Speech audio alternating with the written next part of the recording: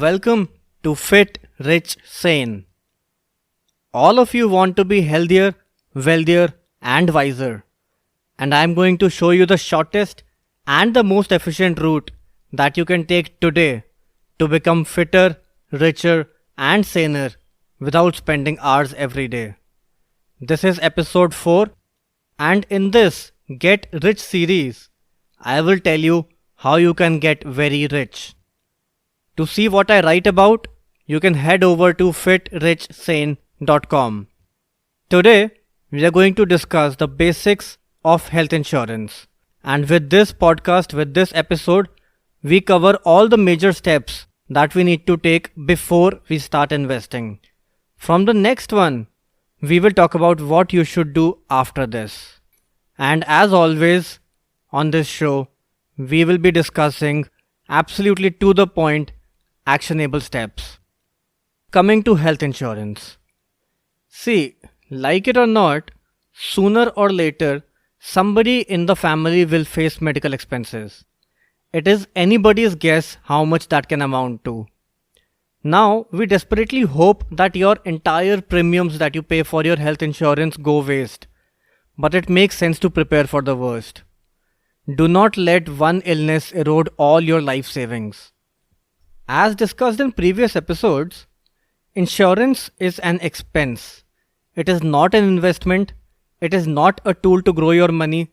It is just a guard against future bigger expenses.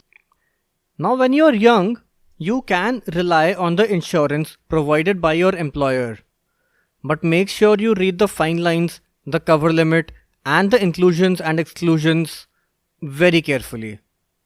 However, if you are not lucky enough to be employed in an industry or a company which provides the insurance for you, let's go through a few tips you can look for when you decide which health insurance plan you should go for.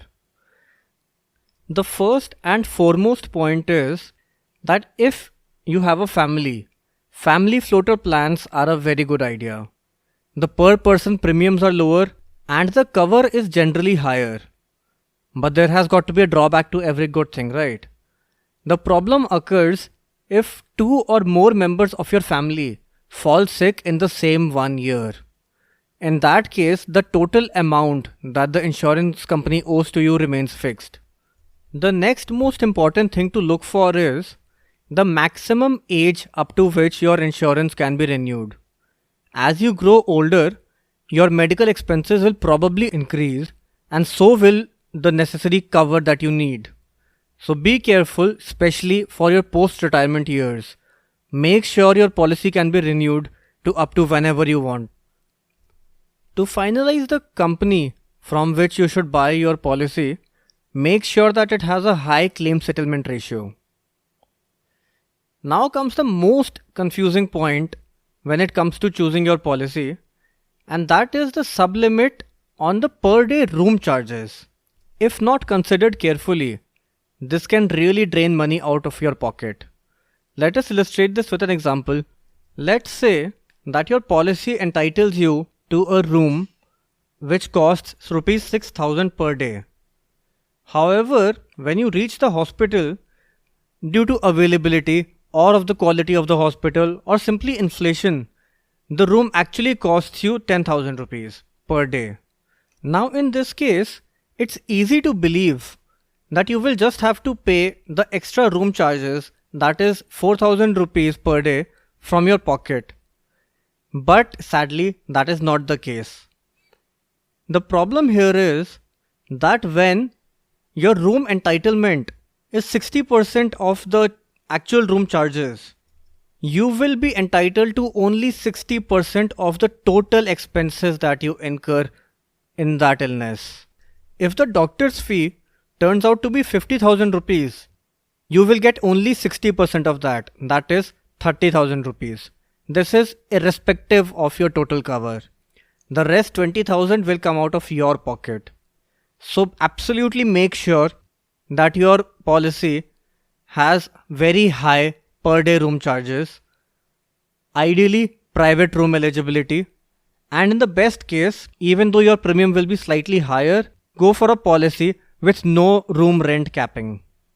The penultimate point to take care of is that your insurance provider must have a large network of hospitals around the country, especially in your city. But also be careful that this list keeps changing frequently. And finally, in case you want to go for it, this comes down to your decision. There is no right or wrong here. You can pay a slightly higher premium to make sure your annual health checkups, OPD charges, alternate treatments like naturopathy, Ayurveda, etc. are also included in the policy. If you plan to use these things, definitely go for them. Just like we discussed for life insurance policies, there are a few add-ons to the basic policy that you can consider when you get your health policy too. The first is an accident cover where you get a fixed amount depending on the kind of injury you sustain. The second is a critical illness cover where in case you're diagnosed with a critical illness, you get a fixed, often big amount. This is irrespective of the bills that you incur. And finally, if you are at that stage of life, do consider going for the maternity cover. As always, what is being excluded from a policy is more important than what is being included. Mind the exclusions very carefully. Look at all payment limits, copay options, and deductibles. Copay options and deductibles are cleverly worded clauses where you are forced to pay a certain percentage of every claim. I would always suggest going for a cashless claim as it reduces the effort of paying and then asking for reimbursement. Also, for non-cashless claims, you anyway need to maintain a lot of liquidity to pay the hospital upfront. That's it. Don't forget to claim deduction under Section 80D when you're filing your income tax return. There are plenty of websites and agents from whom you can buy your health insurance policy. Just do not delay it. That is it. Now you are set on the path of investing. Thanks for staying till the end. I sincerely hope that you got value from the time you spent with me.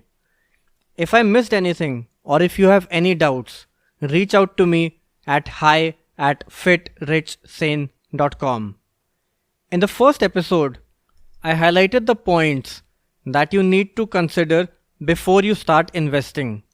Head over to fitrichsane.com to read about it.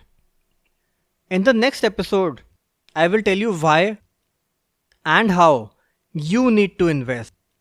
Subscribe to the podcast for future learnings about how you can get fitter, richer, and saner.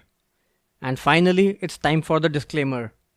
Everything I have told you in this episode is true, but exact recommendations always vary from person to person depending on your personal financial situation. Talk to your financial advisor, but now at least you will know what they are talking about.